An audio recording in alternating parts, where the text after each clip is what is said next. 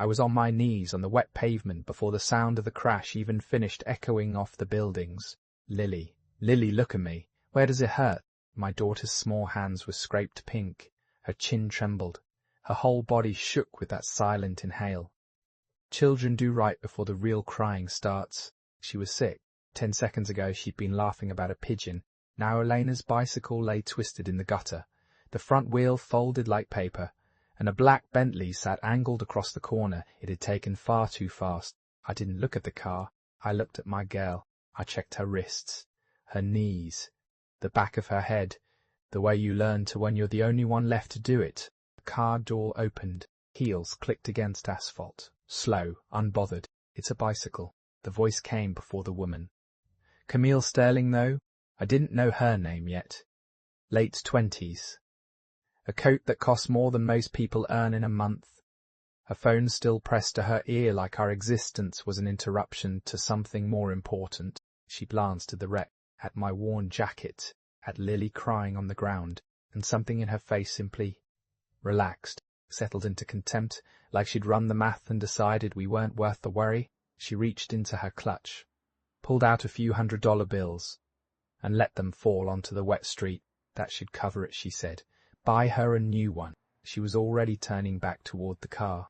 I finally lifted my head. She's not crying about the bike. Camille paused. Just for a second. Something in my voice didn't match the jacket. On some animal level she felt it, but she shook it off, slid into the Bentley, was gone before I'd even gathered the bill she'd thrown at my daughter like a tip. Here's what she didn't know. Here's what nobody on that street knew, except a quiet man in a part-town car half a block away who had stepped out the instant the crash happened, then stopped himself when he saw I had it handled. My name is Daniel Vance. 3 years ago, financial papers called me the most successful private investor of my generation, right before I vanished from public life entirely. No interviews, no photographs. A fortune large enough that the people chasing it had started to wonder if I was even real. And right now that fortune was riding a bent bicycle home in the rain. I didn't tell Lily any of that, of course. I just kissed the top of her head, picked up the ruined bike, and walked us home. The bicycle was Elena's. My late wife loved riding, loved the wind, the speed, the freedom of it. After the cancer took her 2 years ago, keeping that bike was how I kept a piece of her in the house. Every Saturday, I'd put Lily on the seat, and we'd ride the long way to the bakery. For 20 minutes it felt like our family was still 3 people instead of 2, so when a stranger's car ran it down and the stranger called it nothing, it didn't land like an accident, it landed like a theft.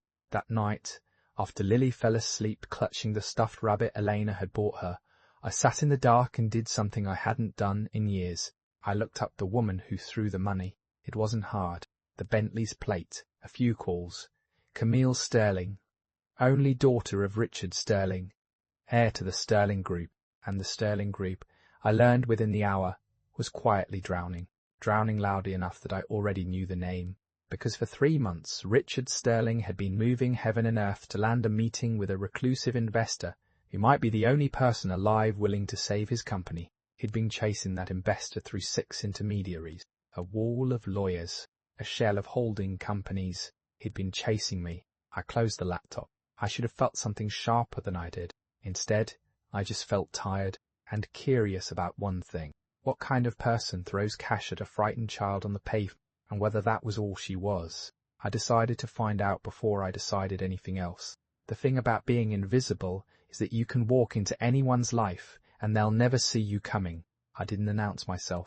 I let my people slow walk Richard's requests, still reviewing, still interested, while I started crossing paths with his daughter the ordinary way. A coffee shop near her office where I held the door and she walked through without a glance.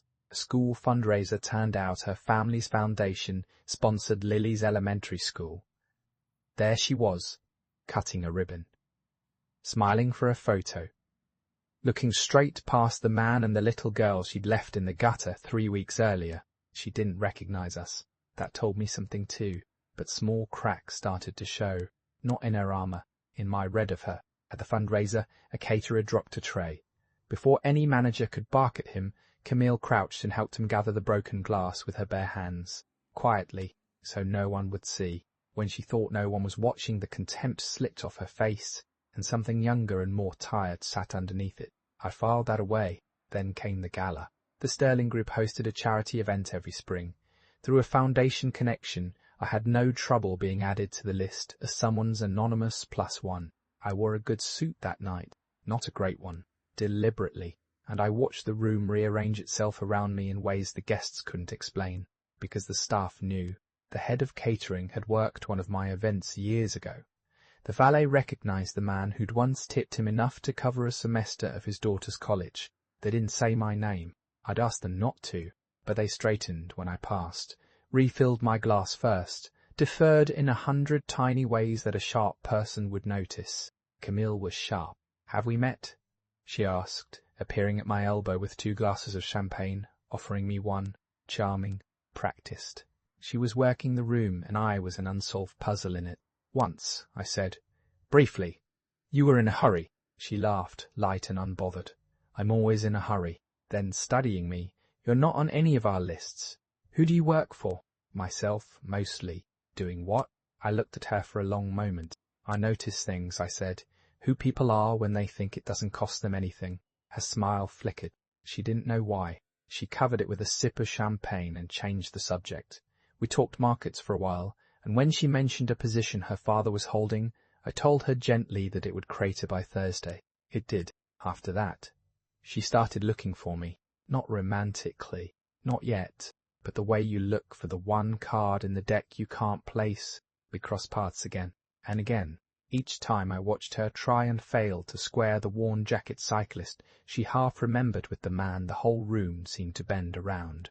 What she didn't know was that the 2 men were the same, and that I'd already decided to give her exactly one chance to become someone better before the truth arrived. The strange part was, she was taking it. I saw the woman underneath the armour more and more, the one who helped the caterer, the one who, when Lily wandered up to her at the gala, not recognizing her either and asked if she'd seen a man with a bent bicycle, knelt down without thinking and said, "No, sweetheart, but I'll help you look."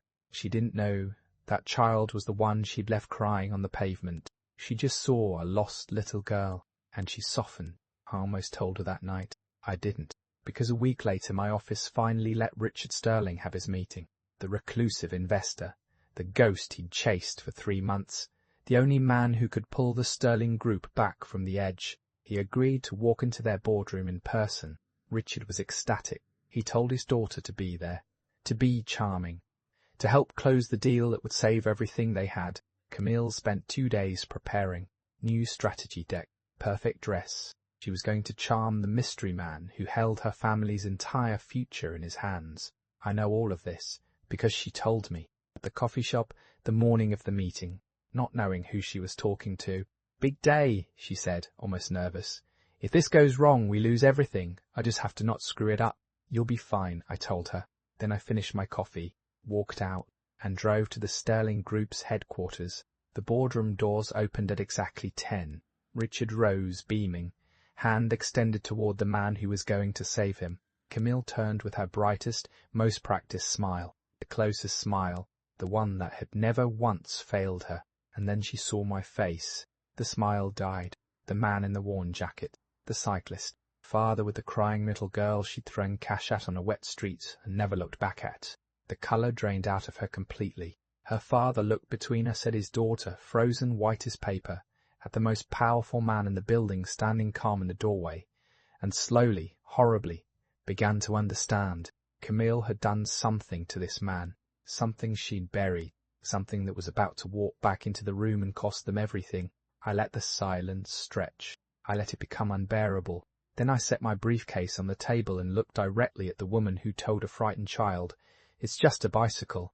"Hello again, Miss Sterling." I waited. "I believe you owe my daughter an apology." The room didn't breathe. Richard Sterling's hand was still half raised, frozen in the shape of a handshake that no longer made sense. His eyes moved from me to his daughter and back. I watched a powerful man realize in real time that the future of everything he'd built was standing in the doorway, holding a grudge he didn't know existed. "Camille," he said quietly, "what is he talking about?" She couldn't answer. Her lips parted, but nothing came out. For the first time since I'd met her, the closest smile, the armour, the practiced charm, all of it was gone. What was left was just a person who'd been caught being cruel and had no script for it. I took the seat at the head of their table without being offered it. 3 weeks ago, I said, calm and unhurried, your daughter's car ran down a bicycle on Marlow Street. My daughter was on it. She's 6. She hit the pavement and she cried.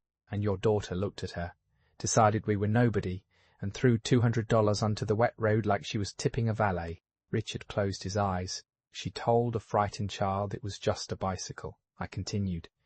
She never asked Lily's name. She never asked if she was hurt. She got back in her car and drove away.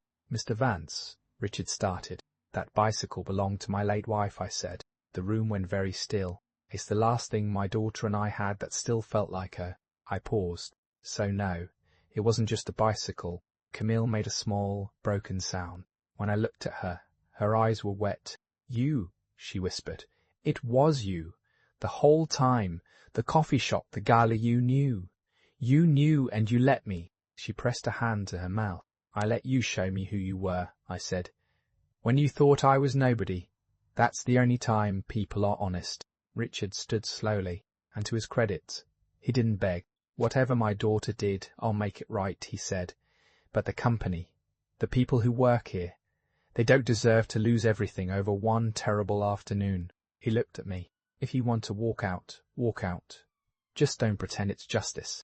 It was the most decent thing he'd said all morning, and he was right. I let the silence hold a moment longer. Then I did something none of them expected. I told them the truth. I didn't come here to crush you, I said. I could have. One word and the Sterling Group is gone by Friday. You both know that. But I never wanted leverage. I looked at Camille.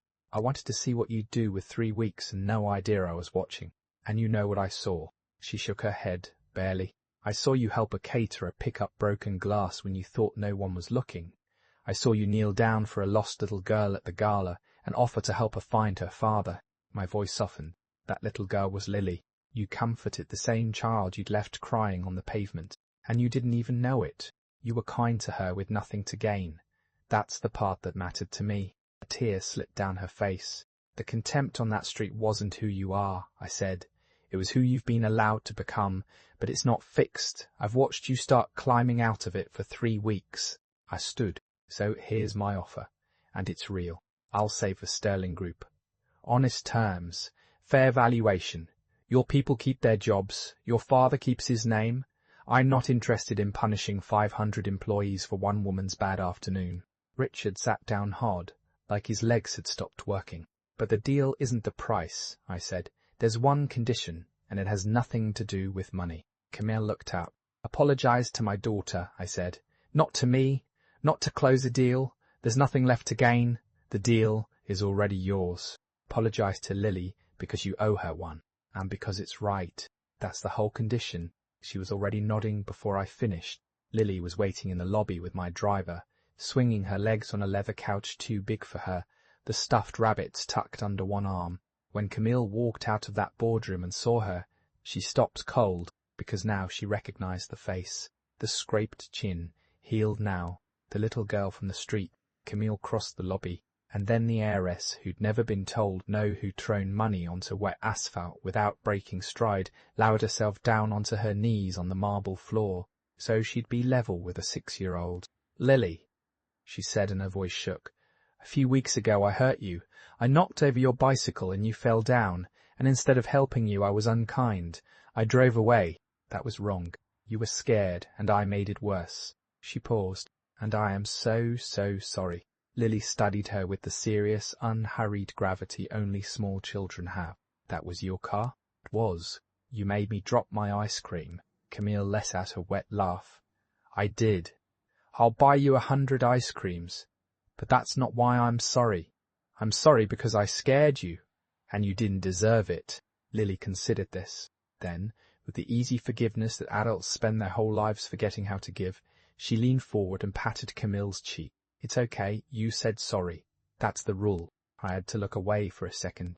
That was a year ago. The Sterling Group is steady now. Fair deal. Honest terms. Every job intact. Rich and I actually like each other these days, which surprised us both. But that's not the part of the story I think about. The part I think about is the bicycle. I had it repaired, not replaced. Same frame, Same scratched blue paint. The wheel rebuilt by an old man who restores classic bikes. He didn't ask why a billionaire wanted to save a battered 20-year-old cruiser, Helena's bike, Lily's seat on the back. And most Saturdays now, when Lily and I take the long way to the bakery, there's a third person walking beside us. Camille doesn't dress like an heiress in those mornings. Jeans, sneakers, hair pulled back, no armor at all. She holds Lily's hand at the crossings. She knows the bakery owner by name. She earned her place in our small, unglamorous life the slow way. Not with money, never with money, but by showing up again and again as the person I'd glimpsed under all that contempt. She never throws cash at anyone anymore. She kneels down and asks their name. People still ask me sometimes why a man with everything chooses to ride a bent old bicycle through the rain. I tell them the truth, because the people worth keeping are the ones who treat you kindly when they think you're nobody at all, and every once in a while, if you give them the chance. And the truth comes out at exactly the right moment. A person can become someone better than the worst thing they ever did on a wet street corner. Lily picked the wheel color this time, bright red. Helena would have loved it,